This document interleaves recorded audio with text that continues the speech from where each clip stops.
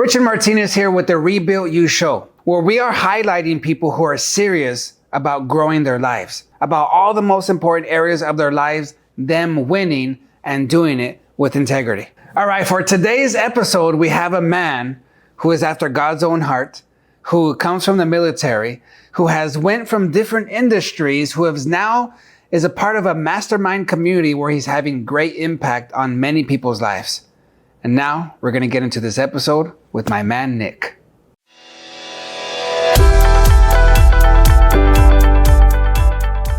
All right, so Nick, good to have you on the show, man. So the purpose of this show, I shared you a little bit in the background right here, and for everybody as well, that I want to highlight amazing people. And what I mean by amazing people is people who have good hearts, people who have faith, people who are about their family, about relationships. And not only that, but they're doing something big. They have some big goals. They want to have impact. They want to freaking change the world. So I want to highlight people like that. And that's why you are sitting here, because I see you that way. Awesome. Well, I appreciate being on your show. And I'm grateful to have the opportunity. So let's start from the beginning, man. Like, where do you come from? Where were you born? How did you grow up? Let's start with the beginnings. Yeah, well, I grew up in Hacienda Heights in Southern California, and had a regular family growing up. And then during the high school years, my parents split up. And are you the only child, or? No, I have an older sister, Okay. a younger sister, and the younger brother. Okay. And Right. so kind of the middle child. And you said normal family, so there was no issues, and all of a sudden there's a divorce. My parents always fought along the way growing up, and we had pets and neighborhood kids and to do fun stuff with. So nothing out of the ordinary. And then my parents just fought about money a lot. About money. Yeah. Okay. Yeah, I've heard that's like one of the highest things that people get divorced on, is the financial topic. Yeah, I can see that. Now, what did you see that a lot? You saw the conflict, or was it hidden? How did they deal with that? I just saw a lot of the fighting part about money, like just the fights, pretty much. Not so much the conversations. And what did that do to you? Just me and my brother and sister. We usually went outside to play when that happens, or we just heard about the fights afterwards. But yeah, it really didn't resonate with me too much as a kid, other than just kind of get away from. How old were you around this time? Probably like 13-ish when I started realizing it. Okay. Yeah. So you're going through that's where, we go through the puberty and start making some big changes. Yeah. So what was that like for you? Now you have a broken home, or, now your parents are not together. What did that do for you? That was rough because, my mom, she got divorced, and then she took my younger brother and my younger daughter, or my younger sister overseas to Germany, to Belgium, actually. Oh, wow. And so it was like having this huge family, and all of a sudden, it was just me, because my older sister was already in college, and I was home alone. So yeah, That's it was big a different shift. Yeah, it was a big change all of a 13 sudden. years old. Well, maybe around 15. Okay, Yeah. 15. So you started realizing at 13 about the Yeah. conflict there, right? So they try to make it work for a couple years, Yeah. and then now they decided to get divorced, and your mom moved, and your sister's out, so she takes the younger one, and now here you are with your dad. Yeah. So you stood there with your dad. Why did you stay and not go? Because I was already in high school, and they didn't want to rip me out of high school during those years. So I decided, I think I was given a choice to stay. So I decided to stay and finish high school up. Were you close with your mom and sister? Yeah, I was close with them. How was that then? I mean, it was just lonely, empty, having a house full of everything to just coming home to an empty house. How did you deal with it? I think I had a girlfriend at the time that, kind of took my mind off a lot of that stuff. At least I had somebody. But yeah, I mean, it was a hard time. Were you playing any sports or anything at this time? Were you active in school in any kind of clubs or anything? No, all the sports I pretty much did every sport, including swimming, prior to all that happening. And after that, I wasn't plugged in with anything. Okay. So right now it's all about your girlfriend. Yeah, I think so. Yeah. Okay. So now, 15, 16, 17, you're getting into high school. How was that for you during high school?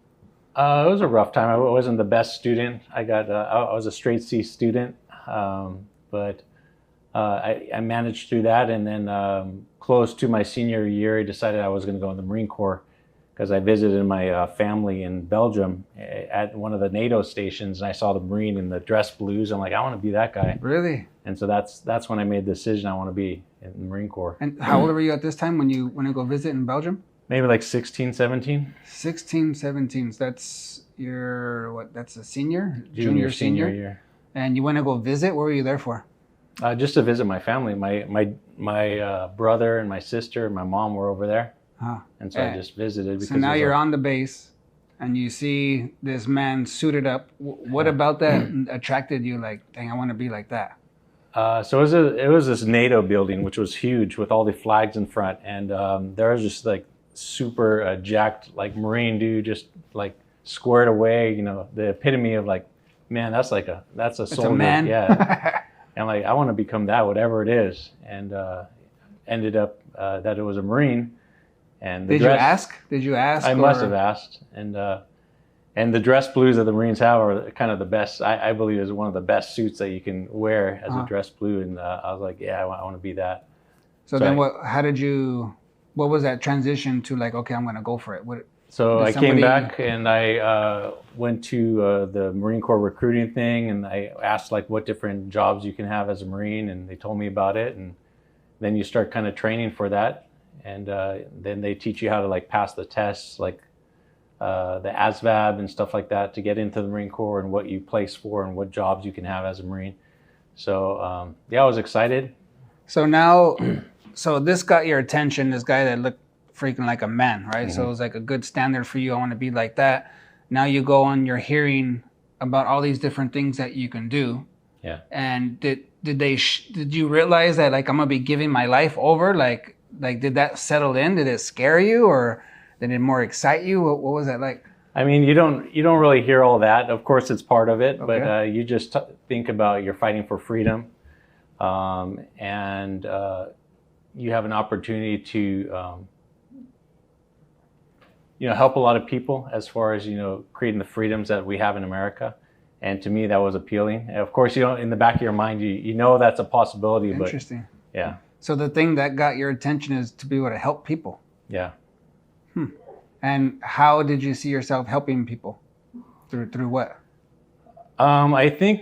How did they sell that to you? I think having two parents who they were not born in America, and taking advantage of the freedoms as far as like that we have that maybe they may not have had growing up, it made me realize that freedom's something that should be fought for, and it's special. Not everybody understands that freedom is.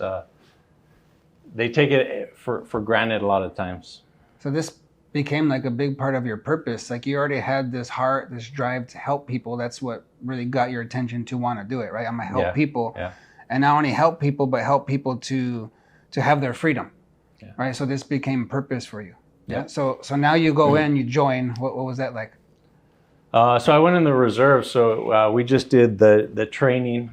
It was the boot camp, and then you do your specialized training, which was in Camp Pendleton. So now that you're doing the physical part, because you didn't play sports yet, yeah, right? Yeah. You weren't used to that discipline, that freaking competitiveness physically, right? Because you didn't do any of that yet. But now you're freaking in boot camp. What were you thinking now? Like, what the heck did I get myself into? Or were you like, oh, I like this? But what was that like? Yeah, well, boot camp's a whole different story. Like you go in as a regular civilian and they pretty much beat you down. They take your clothes, they give you the same clothes, they shave your head. Strip your identity. Pretty much. And then they just take you from ground level and build you up to be a Marine. And so physical fitness, of course, was the hardest part, because I was, when I went in the Marine Corps, I was overweight. And I actually was a half ration, which means rather than getting a full ration of food, I get half. I get half ration. Wow. So I that lost. Means you're a little chunky, and they're like, "We're gonna trim you down real quick." Yeah, I lost 60 pounds in boot camp. Yeah. How much did you weigh? You remember? I don't remember. Maybe 230. And then I came like at at 16, 17 years old. Yeah. Oh my goodness. Yeah. Okay, and then so now you lost 60 pounds. And you're going through the boot camp part. Once you get through that first couple of weeks, how you feeling? I mean, the whole time was tough. Once you get used to something, they keep pushing you harder and harder, and it's a team effort. So if somebody screws up, everybody screws up in a way. So I mean, it was a good time in my life because it kind of broke me down to build me back up to a better person, I believe. And how was your interactions with the other guys there and your relationships? How was that? I feel it was pretty good. I mean, after a while, everybody becomes a family over there. There's always that one person who kind of messes up for everybody, but none of us were really perfect, so we just kind of played the games that they had for us. And once you're in the graduation part, in your dress blues or your Charlies, that was a lot of times when I remember some of the highlights of my life. That was that one moment that still is very emotional. Yeah, I can see it right now, even as you're saying it. And what was your parents like during that time? Did they both go to the ceremony when you were graduating? I know my mom was there. I'm not sure if my dad was there. I assume he was there. Don't remember that part. Yeah, I don't remember that part. I do remember that my girlfriend was there, and she was shocked because how skinny I was compared to when I went in. It was like day and night difference. And you're like, "What's up?" And I'm like, "Who's this guy?" Yeah. Like, dang, he's cute though. You're like, and you're suited up. That's really cool. Yeah. So now you're graduating. You don't remember your dad being there. No. Your mom was there for sure. So you weren't that close to your dad at this point, or what? I was. I mean, it was a different experience because, my dad was very hard on me. So, as a teenager, you think, oh man, he's always picking on me and stuff like that. So, I'm not 100% sure if he was there. That's sad to say. So he was hard, like discipline. So then you go into the Navy, Marine Corps. Yeah. Marine Corps, sorry, and you get the same thing. They're really strict on you and hard on you there as well. Yeah. So he was actually preparing you for that. Yeah, probably. So now you graduated. Now what? So I did my training in Camp Pendleton, then Oklahoma, which was specialized drop bombs on the enemy type training. And then after that, I came home, went and I got a job at FedEx as a box handler and then a driver. And what was that transition like? Because this is a whole different deal here, right? A whole different world. You have purpose. You have this community around you.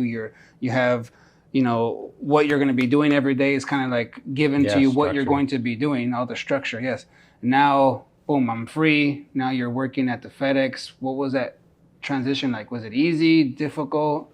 That was a little challenging time because I came back. Of course, I didn't have my brother's sister's mom there. My dad got remarried and moved to a different location.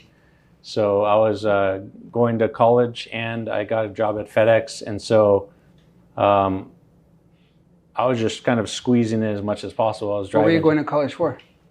It was funny. Initially, I wanted to do civil engineering, make bridges and stuff like that. But after a while, the math got so hard. I'm like, yeah, I can't do this, man. This is not for me. So I switched my major to business, accounting and business. Okay. To accounting, still with some numbers though. Yeah. But the bridge was just too much. Yeah. Once you get to trigonometry and. And how long did that last?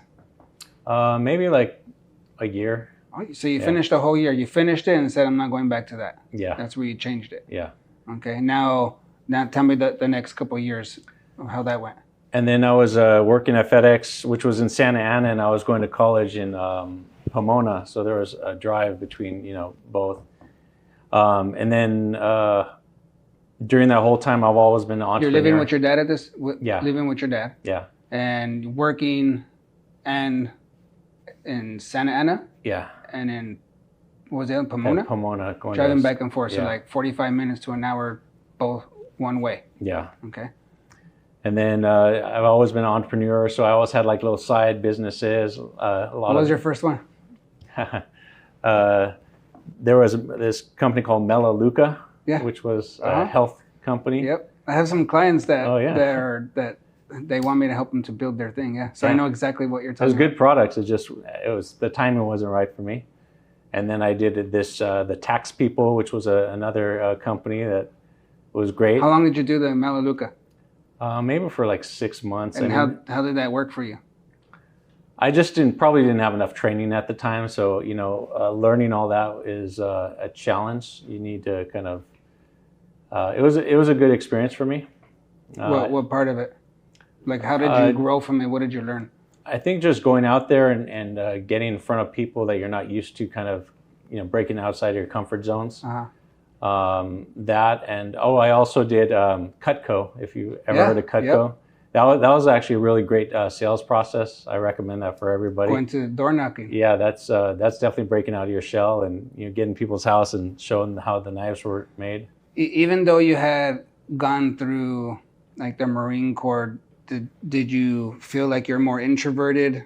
Like at this point where that's a real like challenge for you to go and freaking talk to people, and because you just said like with Melaleuca, it helped me to go and talk to people, right? Yeah. So that is sharing with me that that's something that you needed to grow in. Yeah. And then now you're doing the Cutco, and you're saying I suggest everybody should go through that because it develops something in you that you didn't have before. Yeah. Is what I'm guessing. Yep. So, what was your personality like before, and then now you start getting into the workforce and doing these businesses, these entrepreneurial things? What changed there? I don't think anything changed other than the fact that because I'm still introverted, I just keep pushing past my comfort zones, and I know it's required for my personality to accomplish the goal that I want to accomplish. It's just the more that you do something, the more that you feel uncomfortable, the less hard it is. It's easier. Okay. So, yeah. So now you went to the Cutco, then to what? Because how long did you do that? Cutco is probably my longest. I mean, of course, I was still working at FedEx as well, so I squeezed in a lot during that time. So Cutco is probably a year and a half. I was the #1 sales rep in Brea or Fullerton. Nice. Well, okay, and let's dig into that a little bit. What caused you to be #1? Because there's got to be some lessons that we can give to the audience from that.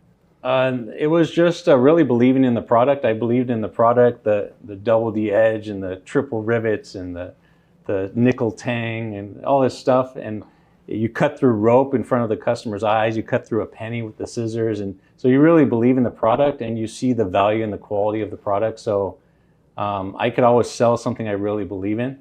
And you were not just talking about, you're demonstrating. Demonstrating. So show them in front. Like, I'm not just going to tell you, like, look, let me show you cut this penny right here. Yeah. What did you gain from that experience now having to freaking knock on the doors? What was difficult about that, and what did you get? So it was mostly referral based. Okay. So you go to your friends and family first. You show them. You say, I don't want you to buy it. I just want to kind of practice my presentation. Yeah, practice it. Uh-huh. And of course they buy it and they refer you to people. And so all the referrals just kind of creates this, this ripple effect. So it wasn't cold. No, it wasn't door knocking so much, but okay. A lot of times you're going to people's houses, you have no idea who they are other than a referral. But yeah, it was a good experience. Is there anything that you did to? Well, I'm sure you did, but what is it that you did to better your presentation as you were going? Like the things you started to notice, like, okay, I'm gonna do this differently, or did they give you a structure and you just had to follow it? Yeah, so they gave you a structure, and then after a while, you kind of learned, how to make the small talk, when to transition to bringing the product in. A lot of it has to do with getting on the phones and actually scheduling appointments, because that was the thing that I would say separated me from a lot of people. Was I was on the phones for hours and hours, and people got tired after making 10 calls or 15 calls. Okay. And so, I think that my previous experience in sales and, of course, boot camp, anything's easy after that. Yep. So being on the phones for 4 hours in the evenings after a long day of school, it was nothing to me. And so, And was it easier for you on the phone than in person, being an introvert? Probably, yeah. Okay. And do you remember how many calls you would make? No, I don't. I just remember having this notebook with all these little tick marks in it of, tracking how many calls I made. And what were your sales like? Because you became #1. So what did you start at, and how did you become #1? What was the numbers? So after a while, it's rather than selling piece by piece, you sell like the bigger blocks with all the knives in it. And then all the little table knives on the bottom. Mm-hmm. And I used to initially just sell, the small knives or the small set. But after a while, I just went straight for the big ones because I knew I was getting more value. And it wasn't cheap, though. It was like $2,500 or $2,000 for a knife set. But I felt like I pushed that a little bit more as I got more experienced. And because you believed in it more now. And, Yeah. and you said something that stood out to me. You said, I knew that it was more value. yeah, And to, like, hearing the first part is like, you're about people, you want to help them, it's tied to there, and which is what gave you the confidence to go for the higher one. Because normally people would shy away from that because it's a harder sale, yeah, right? But for you, you started to see this is a better value, which gave you that confidence to want to go and offer that more, even Yeah. though it was more. yep, 100%. Okay, that's pretty cool. Now you did that, and then what did you go to next? You're still working at FedEx. Yeah, so I think I gave that up when the school started getting a little bit more heavy with the classes. So I was just doing FedEx. I transferred to Ontario, like FedEx, the hub. And so I was doing both. And then also, and then I got into this company called Nouveau Riche, which was another Multi-level? multi-level marketing or direct marketing or whatever you call it. And that was teaching somebody who didn't know anything about real estate investing, actually bringing them to a college that taught them from A to Z how to become a real estate investor in just a matter of months. You were teaching them? No, I was selling that investment education. Oh, And that was probably the best ride. That was before the market crashed. So probably 2003, 4, 5. but you were not ever in the industry. You didn't know anything about that. No. How did you get into that? Well, they brought you to like a seminar that teaches you like the beginnings of how to invest in real estate. And you're like, oh man, I could do this, I could do that. And then not only you want to learn it, but you also want to share that with people, and you make a large commission. They actually gave you 50% commission. And so it was a large chunk of money to get into that real estate investing college from 12K to 20K, and you're making half of that. So during that time, that was the biggest time that I ever made the most money in a month. Nice. Is during that time, and that was an exciting time. But And you were still doing FedEx at this time too, Yeah. or did you? And you were doing both. yeah, And no girlfriend, no distractions at this point. It was just you were focused on that. during that time, I was actually married. I already got married. You already got married. Yeah. Oh wow! So I when did that happen then?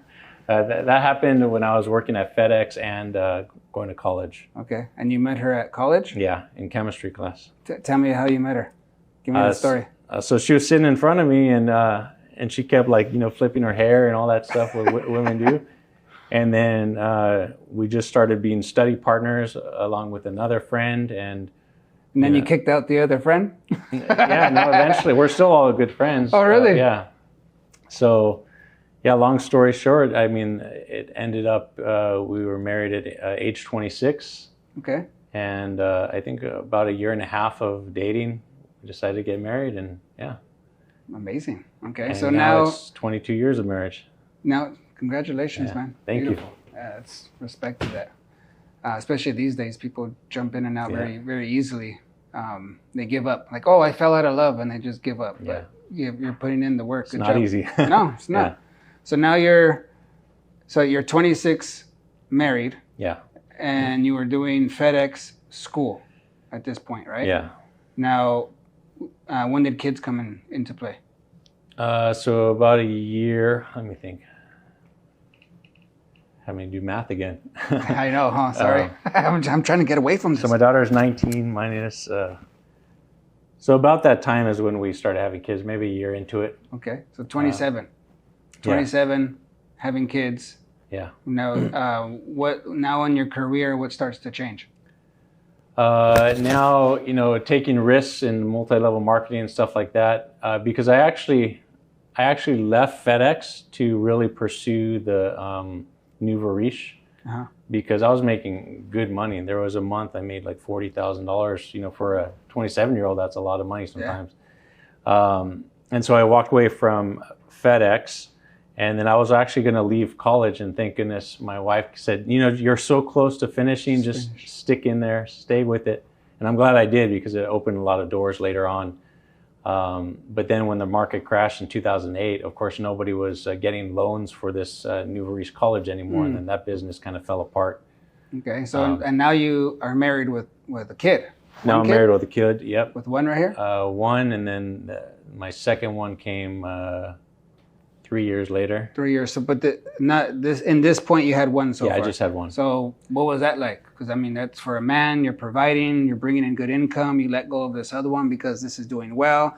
Crashes. There's no demand for it. It's like, but now what? Yeah, that was a tough what time. Was that like? So thank goodness I got my degree. I got a job as a controller in downtown Los Angeles for a large international company called Sodexo. And I was a controller for about a year, and then they gave me an opportunity to also be a catering manager and controller. So, What the catering manager and a controller? How do those yeah. go together? So Sodexo is they do food services for hospitals, the Olympics, like any large corporations. They have a third party company who manages all the food service. So a lot of times they're in the hospital feeding all the patients.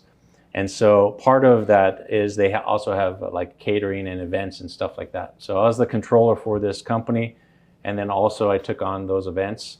Nice. And so I started learning more, and it kind of opened other opportunities to, expand in that company. What are you learning personally, like your own personal development during this time right here?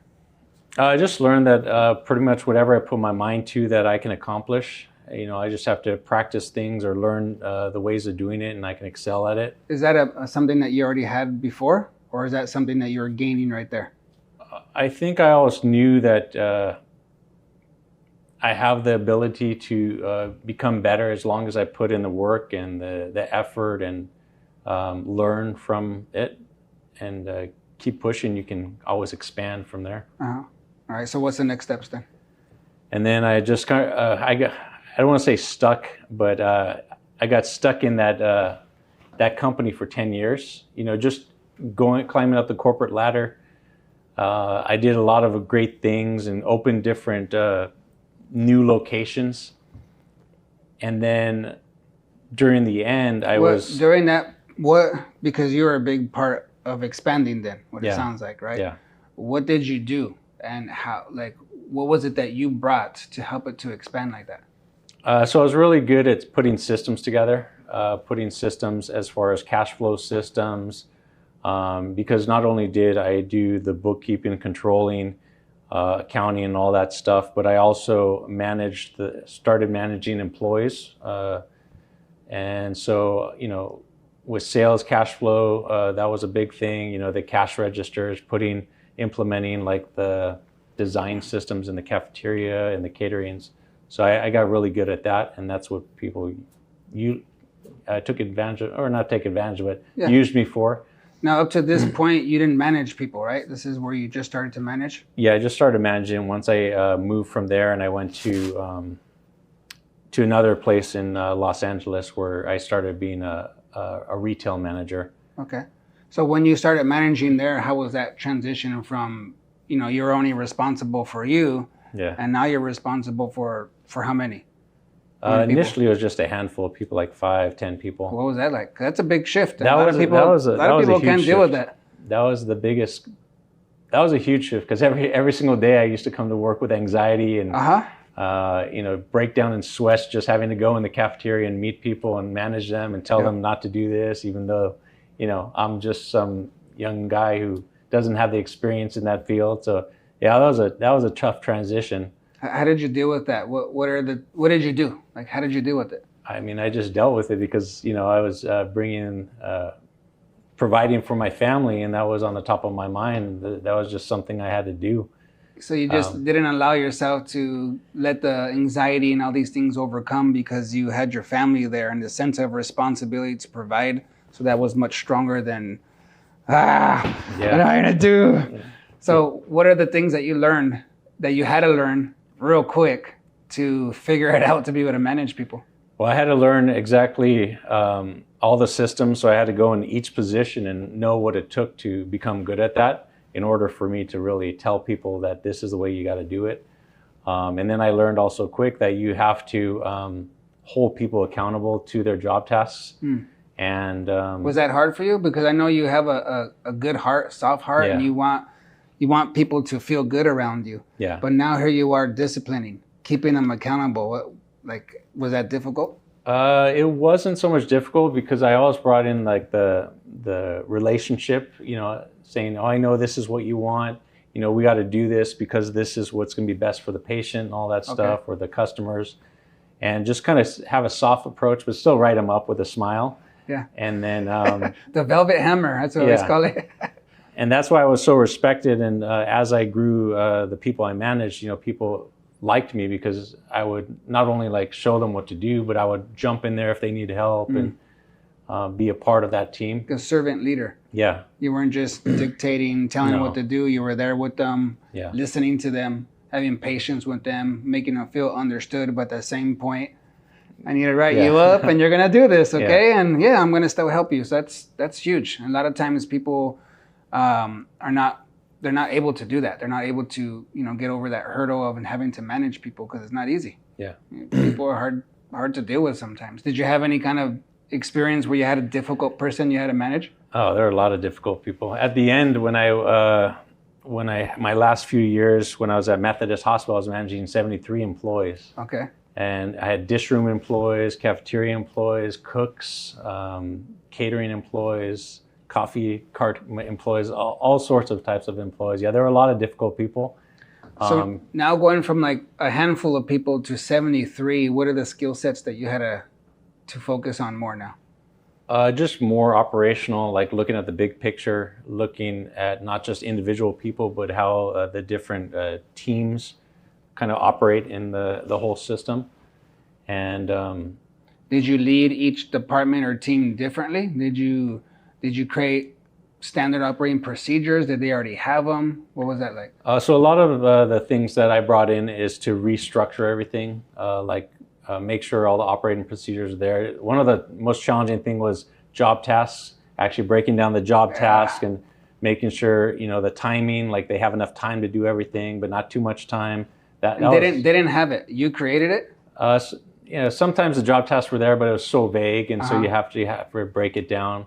So let's talk about that a little bit, because there's a lot of people who are going to be watching this who don't know how to manage people, and they don't know where to start. So, a lot of even businesses that are doing pretty good, they suck with the standard operating procedures, KPIs. They don't have those things down.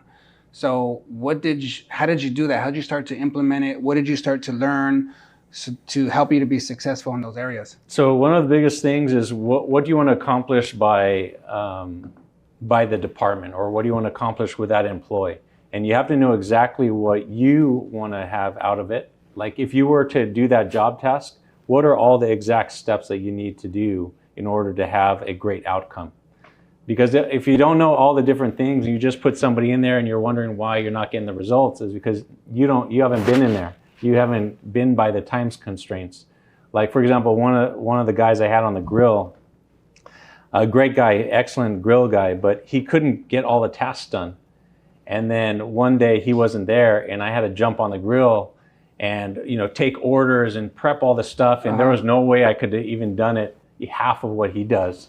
And it kind of made me realize, oh man, this doesn't make sense how I'm having him do it. There's not enough time. So I started realizing that unless you're in the trenches doing the tasks, you can't have somebody else do it. So you need to be very specific on what the outcome is, and then all the steps in it. So you got to start with yourself and break down all the steps before you can hand it over to somebody. Super valuable right there. Now, how did you write it down and document it? Was there a certain way that was more effective than others? Because now you're doing the stuff, right? So you're like, oh shoot, okay, now I know how much time it really takes to do this, because I was saying this time, but it takes longer. Yeah. So now I know. But you need to write that down and put it all out there, right? So it's clear not only for you, but for him and anybody else who comes in that position.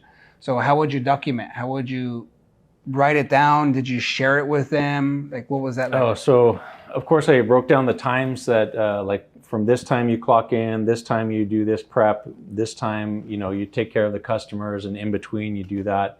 And then also sometimes you would say you have to, or I gave the task to somebody else to make sure it's all done. And then of course you educate them. This is the new workflow. This is it.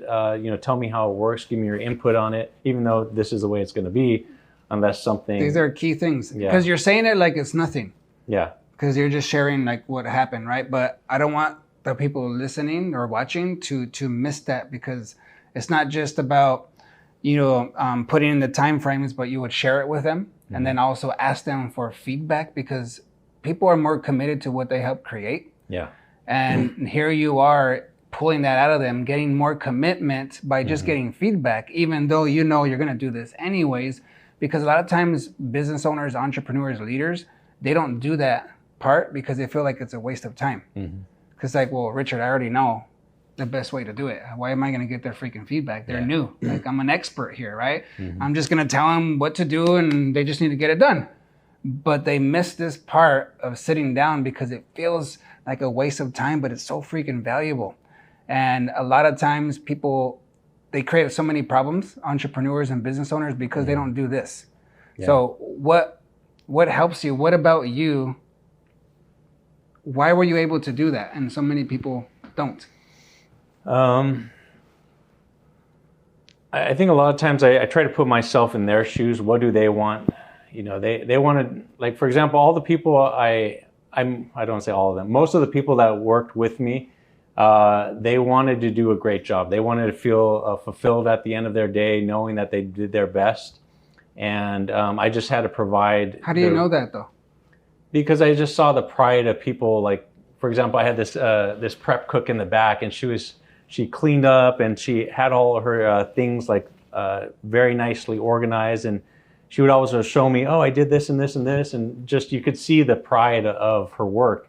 And same thing with the cooks, like the amount of hard work that they did and just how proud they were with the final product. And same thing when so I paid attention and you noticed that and you saw that. So okay, keep it going, because I want to understand like how you're thinking, because for you it's just natural, right? But it's not natural for everybody. That's why I keep stopping to kind of pull out those nuggets there.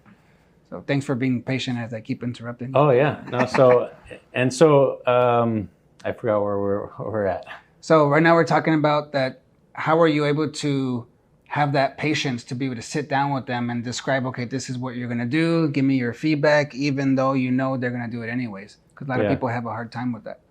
Well, because we need to get a job done at the end of the day, and you just got to pull them aside and show them that these are the new things. Let's work together to accomplish this, and let me know your feedback, and we'll kind of figure out a way to make it work. And so I listen to their feedback, and I try to push the envelope as much as possible wherever possible, and then worst case scenario, we'll just adjust, what I set out to accomplish with the job task. What were your results during that time? I think overall everybody loved me there because I was a team player, and I didn't tell people what to do. I more enrolled them on the job that we had to accomplish together, and actually we won awards for kind of what we did in the cafeteria, because that was one of the things that had the most revenue coming in the hospital. So nice. We redid the entire cafeteria with a new graphic and design and new I forgot what it's called, fresh inspirations or something like that, to make it more eco-friendly, environmentally friendly, and more health conscious. And so we revamped everything. And these were your ideas? It was ideas from corporate, but I had to implement it. Okay. And so yeah. All right. So now what year is this that we're talking about now? Probably the end of 2017 is when I finally left the hospital. Okay. So where did you go from there? So that was a challenging couple of years. So I was doing real estate in the evenings for probably 4 years prior to that. I was getting on the phones every single evening after a 10-hour day in Pasadena, driving to Rancho Cucamonga, trying to, of course, I'm doing this all for my family, but in my family's mind, I'm never home. I'm always unplugged. I'm on the phone. This is the struggle for everybody out there, man.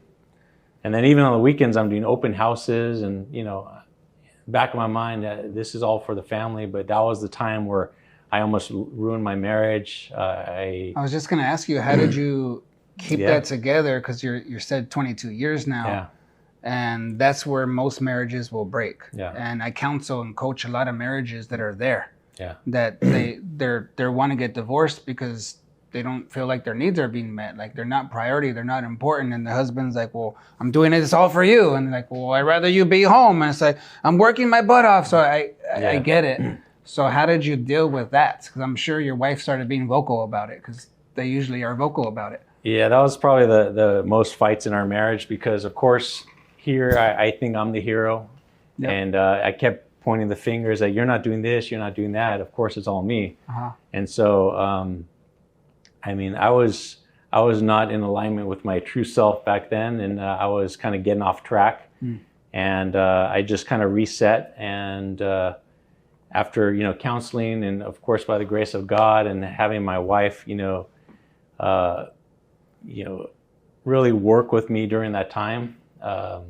Otherwise, you know, it would have been kind of over during that time. So with the counseling, is that something that she recommended? Is that something you're like, okay, I'm willing to do this to save it? Because it sounds like it was like this is not going to work. Yeah. Right? There needs to be a big change, or done. Yeah. So we brought in, we were at church and they recommended counseling during that time. And so we got the counseling and just continued with it. And that was really instrumental. Because one of the things that I think everybody should know about are the five love languages. Good. Knowing how other people receive love and accept love. Because a lot of times there's words of affirmation, like you can tell somebody you love them and all that stuff, or saying, oh, you're doing a great job, and that fulfills them. But some people, they just want time. They don't even care. Yeah. Or just give me hugs. Yeah, exactly. And some people, they just need time, you know, like if I don't sit down with my wife, it could be even watching TV, which, you know, drains the heck out of me. It feels like a waste of time, but it's like bonding for her. But that's love to her. So until you recognize that there's different love languages, it's hard to give somebody love if you don't realize that. So I didn't know anything about that prior to all of my counseling. And so that kind of helped, of course, these days with even with your children, knowing how they accept love and give love, and you know. That's a big one right there. Now, what were the biggest things that you learned about yourself, about relationships during that coaching, counseling, and even understanding the 5 love languages? And keep in mind that there's a lot of people right now that are struggling with that, and they're freaking lost. Yeah. And a lot of times they're in leadership positions and they don't share. Because they don't want to put their weakness out there, and they want to make, you know, I have it all together. They don't want to be open about it. And of course, anything in the dark, it starts to have more power, right? Like the enemy starts to use that to divide, destroy. So I want to bring some light to that. So can you share a little bit more about what is it that you did? What is it that you gained from there, so that way they can do the same? So one of the things about learning the love languages and how you accept love is how fulfilled you are in the different job tasks. For example, like if you feel fulfilled by having somebody saying how great you are and stuff like that, and you're not getting it, or you're not giving it as an employer to your employees, they're not going to feel fulfilled or loved fully at work. And so a lot of times, once you understand that, and you can give people, like, for example, the simplest thing sometimes, a little paper with recognition, oh, you did a great job. That could be their love language. They fulfilled, and they're doing 100% at that job task just for that certificate or that recognition. So those are some of the things that I've learned that can go a long way in business, but also in your personal life. Every business is a relationship business. So like understanding that everybody wants and needs love, everybody wants to feel connected to. So having that kind of understanding is so freaking powerful. And I see that you are really good at that, Nick. Like I've seen you in the masterminds, and I'm gonna have you share about all that right now as well. But I see how you are. Even in the bigger conferences where there's more people, even though there's a lot of people around, you're very focused on who's in front of you, and you give them the attention, and you make them feel like, you know, they're the only one in that room. And that's a very powerful thing. I think that's one of the things that makes you a great leader. A great father, a great husband. This is why I wanted you on this show, because I want to highlight that of how good of a heart that you have, and you're freaking driving to get things done, right? So let's talk about those things that you're doing right now, because I know you have a purpose. I know that you want to change some lives. So what is it that you're doing now, and how are you doing it?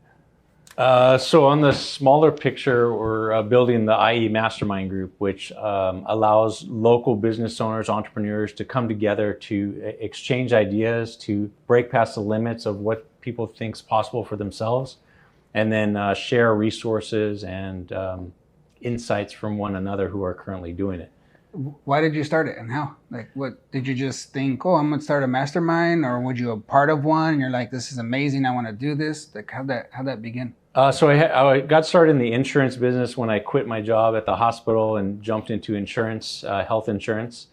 And my first year, I was interviewing the business owners. It was B2B sales, and talking about their challenges and their struggles, and hearing like their goals. And that's like where the Marine Corps, like freedoms, like what I actually fought for, and what, you know, some of my Marine buddies who died over there, like it all kind of came to fruition of what freedom actually meant. Wow. And so like my purpose was to support these business owners with their dream of freedom.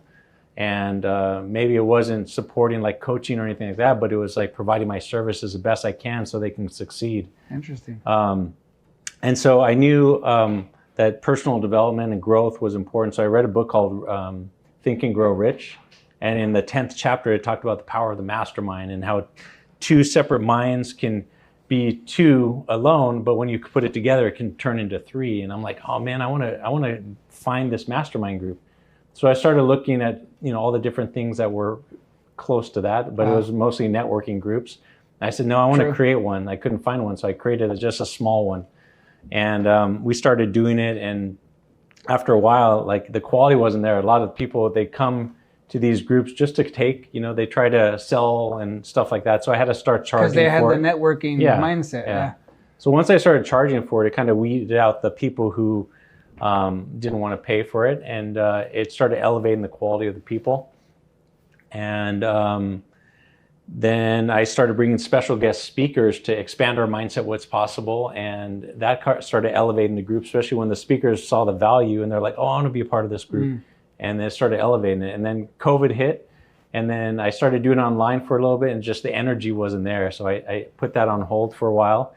And then I started it back up, and we just started growing it. And then probably about 7 months later, as it started growing, I met. So now you did it right where COVID started, and then now at what year is it that you now are in it again and it starts to build? That was at the beginning of 2023 again. 2023. Okay. Yeah. Okay. Now let's get into this process of how you've been. What's happening now, right? Like, so you started with this one group with a couple people. Yeah.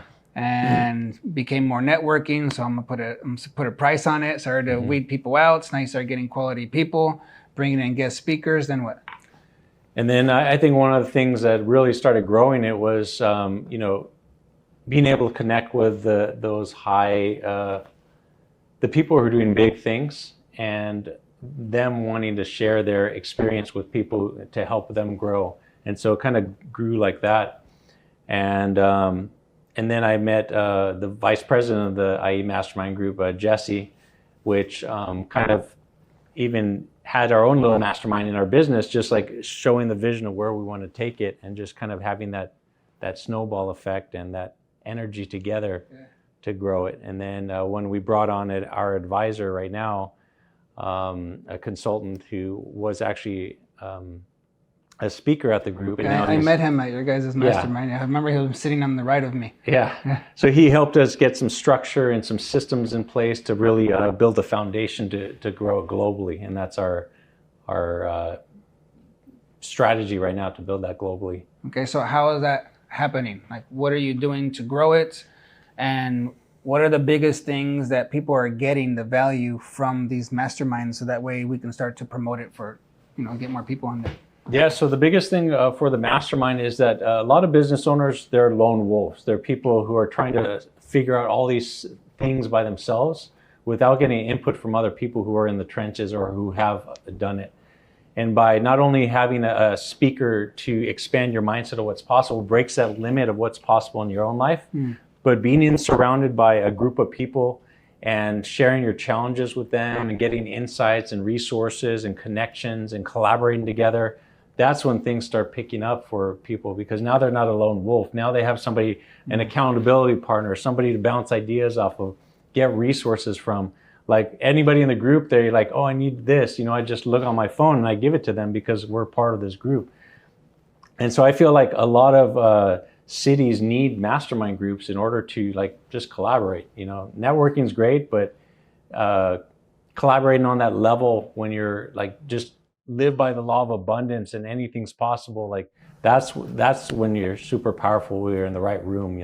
Amazing. So when we first started this topic right here, you said on a smaller scale. Yeah. We're doing this. So that means there's a bigger scale? Oh yeah, this is. So what is that?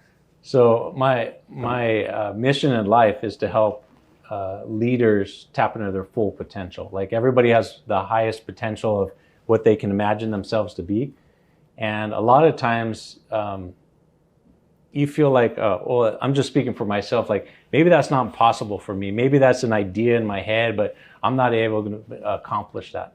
But people can accomplish it with the right input, the right systems, right tools, and the right vision for themselves that other people inspire them. And so I want to inspire leaders to tap their full potential, to do the impossible. And that by doing that for leaders, it creates this ripple effect throughout the world. And I have an eternal mission. So by supporting those leaders and having the right type of people on that, like it's going to create huge ripple effects for the world. So that's my big mission, and this is just a stepping stone for that. And you said eternals. That means like you're a man of God. Yeah. And what does that look like for you and what you do? So, I mean, the biggest call in the Bible is create disciples of all nations, teaching them what I taught you, and even though I'm not the best person when it talks to, teaching other people the Bible, but once we kind of get people, growing together and, I can, point them in the right direction of people who can kind of guide them in that direction, and just by following, I call it, the voice or the Holy Spirit, by getting guided that way, and listening to it and taking action. I feel like things fall in alignment. The right people come on the right paths, and big things are happening right now. Amen. Yeah. Nice, man. That's exciting. Yeah. So a couple more questions here, okay, and then we'll start to close up. So I met you, was it like about a year ago? Yeah. A year ago now, huh? Yep. Now, tell me about that, about how we met, and if there's any value that I have provided for you in this year. And then I have some separate questions that I want to ask you that are more like just random, just to see what comes out. Okay, so I actually met you. I got introduced to you by Bruno. Bruno had a store called Salt Oasis, and I think you were coaching him or providing some insight to his business. And then I reached out to you. Just hearing all the great things that you were doing for his business. And I asked if you would be open to talking to the mastermind group and providing value. And of course you said yes. And that was a kind of an eye-opener for me, because it was a whole different level of, not only business insight, but just well-rounded insight with relationships and health and energy. And everybody got a lot of value from that. And so I wanted to continue staying in connection with you. And I think we've done a couple things together, like the Infinite Growth Expo last year. You were on stage and you provided a lot of value. And I've read 2 of your books, nice. This one, the high level performer, and the relationships one. And those were great. And then of course, having you as the special guest speaker, I had to do my research of your background and what you've done. And you're making a huge impact in the world as well. And so, those are the type of people I want to hang around, Amen. Good stuff, man. Thank you for that. Yeah. All right. So here comes some random questions. All right. Yeah. So what are you afraid of? My biggest fear is just not reaching the full potential that I see in my mind that I'm capable of, just falling short because I didn't put the right habits in place, or I didn't push myself enough. And so that's what I'm fearful of. Mm-hmm. What keeps you up at night? Right now? Ticket sales. Okay, why? What ticket sales? So I have the Infinite Growth Expo where we're expecting 800 to 1,000 people there. I was called to have that number and create this big event from the last year's event of 250. And my faith has been definitely put to the test, believing that it's possible. But then when you look at the current circumstances, you're like, there's this huge disparity and so just like trying to hear any additional like insight, like what else can I do in order to get these ticket sales? And it's not so much ticket sales. It's not so much just getting the people there, the amount of people's lives that I'm going to impact. And all the speakers there are adding so much value and inspiring and providing the resources that people need. So it's like, it's my duty and obligation to get people in those seats. Yeah. Good. Now, where can they get there? What's the dates? And just in case this is after that date, how else can they, get into your mastermind and all these different things? Yeah, so the Infinite Growth Expo, it's we're bringing together amazing speakers like Tim Story, David Meltzer, Greg S. Reed, Chris Colley, a lot of great people, including Jonathan Rodriguez, a lot of great entrepreneurs to provide value, inspiration, systems, and techniques in business or if you want to become an entrepreneur. So it's going to be on August 10th at the Pomona Sheraton Fairplex. People can go to infinitegrowthexpo.com and get their tickets there. We're also on Instagram at Infinite Growth Expo. And we do it every year. So every year we want to provide value and change people's lives. And at the same time, if throughout the year, if you want to get plugged into a group of growth-minded people, it's the IEmastermind.com. And so the IE Mastermind is going to be global, and we're expanding. And so pretty much every city our goal is to have one in every city. Nice. Beautiful, man. It's amazing what you're doing. Congratulations. I think you're an awesome man. God is on you. Yeah, thank you. He's with you and for you. So I know you're going to do some amazing things. I look forward to watching it because we're going to stay connected. Yeah. And I look forward to seeing all the ripple effect and the changed lives that you're going to produce, man. Yeah. Good job. I appreciate you having me on the show, and thank you very much for your time.